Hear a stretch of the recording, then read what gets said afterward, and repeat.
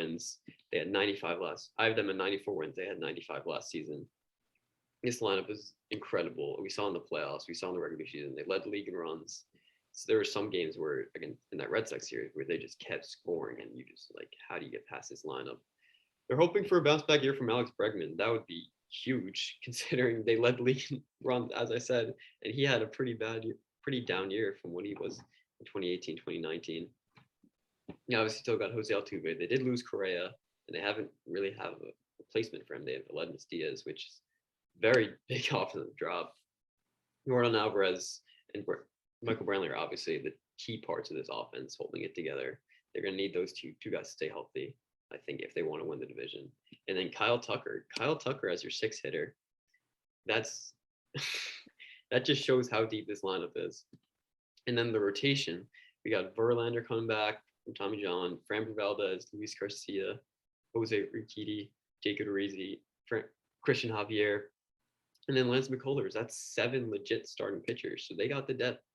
McCullers is hurt right now, so we'll have to see about that, how much time he's going to miss. And we know elbow issues are pretty tricky, and he just had Tommy John a couple of years ago, so that's a little bit of concern. But I think what I said, what can prevent them is the Mariners. The Mariners are very good.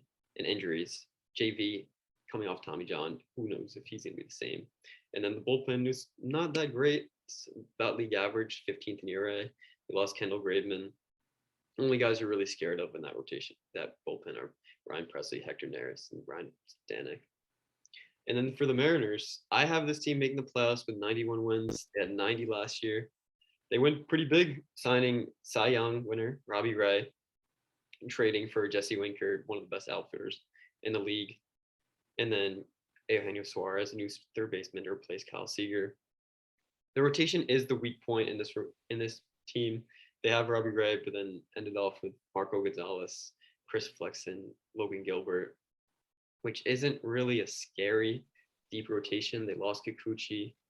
So I do have this team at 91 wins because the offense got a lot better with Winker and Suarez. And they were one of the worst offense in the league last year. So, and they added Robbie Ray, one of the best. And the bullpen is very good too. And they added Robbie Ray. And the Mariners, they surprised everyone last year. And I don't think they were a fluke. I think they're in it. They're going to be a few games behind the Astros. I could see them winning it.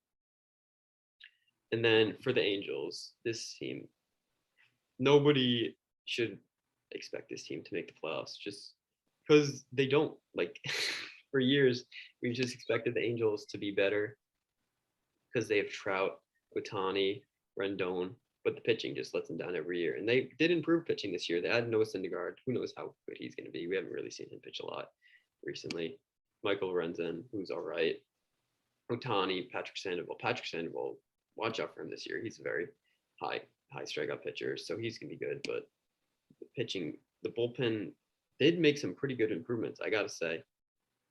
But there's just something with the Angels that I can't see them making the playoffs this year. I have them at 83 wins. They need, if they want a chance to make the playoffs, they need Ohtani, Trout, and Rendon to stay healthy the whole year. But if they're not a good team, for Angels fans, you have Ohtani and Trout to watch. So that's positive, obviously. And then fourth place, I have the Rangers at 77 wins.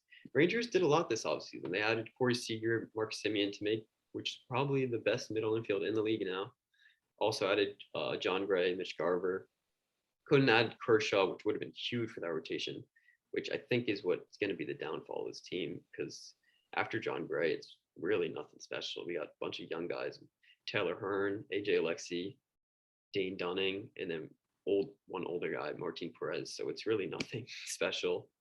So once again, 77 wins. Offense would probably be around league average because it was bottom 5 last year. Adding Semien and Seager is going to do a lot probably. And then to round it out, the A's did pretty much nothing. I don't think they spent like a single dollar, just traded away their big pieces. They should have kept at least one of Matt Olson or Matt Chapman for the future, but they should decide to trade both of them away. And they're probably going to trade at least one of their starting pitchers with Minaya and Montas. And so I have them at 70 wins this year. A's are going to be definitely one of the worst teams in the AL. I like these. I really like your predictions, Andrew. I think the West, we're going to differ a little bit, but I don't really think there's too much to complain about with our differences. So I'm starting with the Mariners. I'm going to give them the benefit of the doubt. I got them winning the division. I think it's about time. It was their first 90-plus win season since 2003. I have them at 94-68. Really like what Jerry DiPoto in the front office has done with this team. You are right, though, that pitching is going to hurt them, and it's going to show.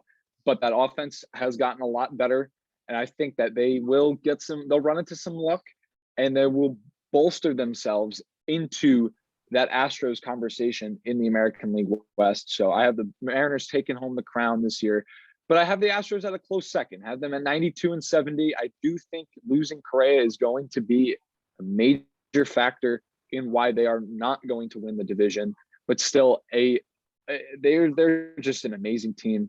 Talk about all the cheating that you want to talk about, but this team has been consistently at the top of the American League for 5 to 6 years now. And like I said, you could bring up the cheating if you really want to, but the fact that they have been able to continuously be great, it's just, you can't just say they're cheaters and they're not good. Yeah, it doesn't make them look good, but they are still a good baseball team.